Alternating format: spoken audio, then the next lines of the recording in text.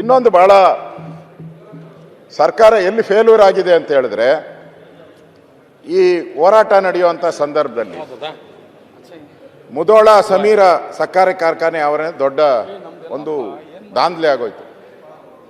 ಮುಧೋಳದಲ್ಲಿ ಸುಮಾರು 240 ಟ್ರ್ಯಾಕ್ಟರ್ಗಳಿಗೆ ಬೆಂಕಿ ಇಟ್ಟರು, 3 ಬೈಕ್ಗಳು ಸುಟ್ಟೋಯ್ತು, ಒಂದು ಟ್ರ್ಯಾಕ್ಟರ್ ಸಂಪೂರ್ಣ ಸುಟ್ಟೋಯ್ತು, 5 ಬೈಕ್ಗಳು ಸುಟ್ಟೋಗಿದೆ, 1033 ಟನ್ನು ಭಸ್ಮ ಆಗಿದೆ. ನಾನು ಹೇಳೋದು ಸರ್ಕಾರ ಬದುಕಿದ್ರೆ ಆಕ್ಟಿವ್ ಆಗಿದ್ರೆ ಹೆಂಗೆ ಇಷ್ಟೊಂದು ಒಂದೇ ಬಾರಿ 250 ಟ್ರ್ಯಾಕ್ಟರ್ಗಳಿಗೆ ಬೆಂಕಿ ಇಕ್ಕಕ್ಕೆ ಸಾಧ್ಯ? ಸರ್ಕಾರದ ಪೊಲೀಸ್ ಇಲಾಖೆ ಅಥವಾ ಕಾನೂನು ಸುವ್ಯವಸ್ಥೆ ಆ ಭಯ ಇದ್ರೆ ಇಷ್ಟೆಲ್ಲ ಮಾಡಕ್ಕೆ ಸಾಧ್ಯನಾ? ಹಾಳಾಗಿರೋದು ರೈತರ ಟ್ರ್ಯಾಕ್ಟ್ರು, ಹಾಳಾಗಿರೋದು ಕಬ್ಬು, ಇಷ್ಟೆಲ್ಲ ಆದ್ರೂ ಕೂಡ ಸರ್ಕಾರಕ್ಕೆ ಇದು ಏನು ಅನಿಸ್ಲೇ ಇಲ್ಲ.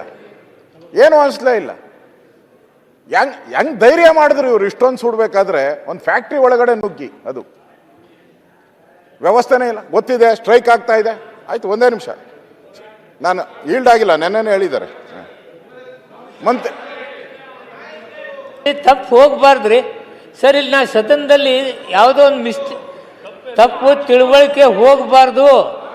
ಯಾವುದೇ ರೈತ ಹೋರಾಟಗಾರರು ಅವ್ರ ಮೇಲೆ ಲಾಠಿ ಚಾರ್ಜ್ ಮಾಡಬಾರ್ದು ಅಂತಕ್ಕಂಥದ್ದು ನಾವು ಸರ್ಕಾರದವ್ರ ಗಮನದಲ್ಲಿ ಇಟ್ಕೊಂಡು, ಒಬ್ಬ SP ಕಾಲನ್ನೇ ಅದು ಎಲ್ಲವೂ ಇಟ್ಟುಕೊಂಡು ನಾವು ರೈತ ಹೋರಾಟ ಮಾಡಬಾರ್ದು ಸರ್. ನಾವು ಹೇಳ್ಬೇಕಲ್ಲ, ನಿಮ್ಗೆ ಯಾಕೆ ರೈತರ ಹೋರಾಟ ಸಮಸ್ಯೆ ಇದೆ. ಮುಖ್ಯಮಂತ್ರಿ ಹೇಳಿದ್ದಾರೆ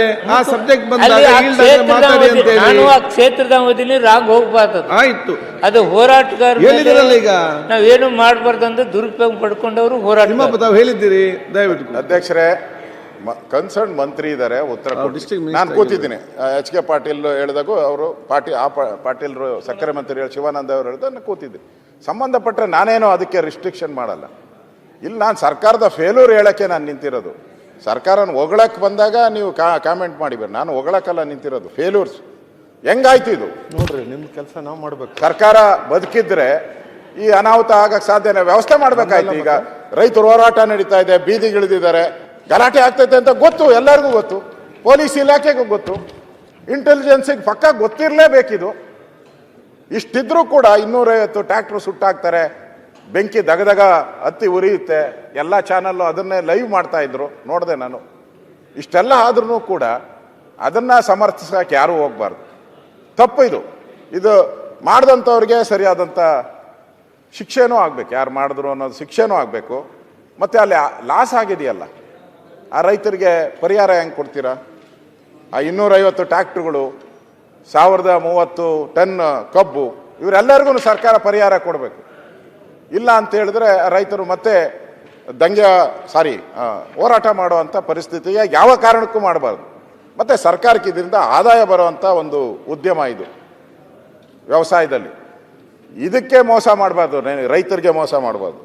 ಅದರಿಂದ ಇಲ್ಲಿ ಪತ್ರಿಕೆಗಳು ಕೂಡ ಅವತ್ತು ಈ ಅನಾಹುತದ ಬಗ್ಗೆ ದೊಡ್ಡ ವಿಸ್ತೃತವಾದಂಥ ವರದಿಯನ್ನು ಕೂಡ ಮಾಡಿದ್ದಾರೆ, ನಾವು ನೋಡ್ತಾ ಇದ್ದೀರಿ.